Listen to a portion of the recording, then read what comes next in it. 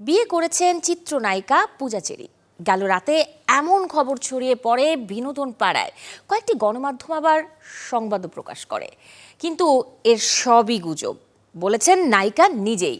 দীর্ঘ এক স্ট্যাটাসে নিজের বিয়ে নিয়ে মুখ খোলেন পূজা, যেখানে তিনি দাবি করেন কিছুদিন ধরে বিভিন্ন সংবাদ মাধ্যমে তার বিয়ে এবং ব্যক্তিগত জীবন নিয়ে একের পর এক ভিত্তিহীন ও বিভ্রান্তিকর সংবাদ প্রকাশ করা হচ্ছে। উদ্দেশ্য প্রণোদিতভাবে করা নিউজগুলো অত্যন্ত বিব্রতকর এবং দুঃখজনক। পূজা আরও বলেন, তার বাগদান হয়েছে, পারিবারিকভাবে বিয়েও ঠিক করা হয়েছে, আর এই বিয়ে যখন হবে তখন আনুষ্ঠানিকভাবে তিনি সবাইকে জানাবেন। নিজেকে আড়াল রাখা প্রসঙ্গে নায়িকা জানান, নতুন কাজের জন্য প্রস্তুতি নিচ্ছেন, তাই এড়িয়ে চলছেন ক্যামেরা।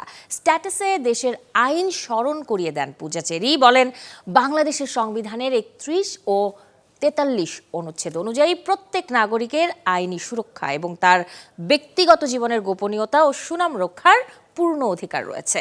সাইবার নিরাপত্তা আইন ২০২৩-এর ২৫ ধারা অনুযায়ী ইন্টারনেটে বা ডিজিটাল মাধ্যমে ইচ্ছাকৃতভাবে কোনো ব্যক্তি সম্পর্কে মিথ্যা, অপমানজনক বা বিভ্রান্তিকর তথ্য প্রচার করা একটি শাস্তিযোগ্য অপরাধ।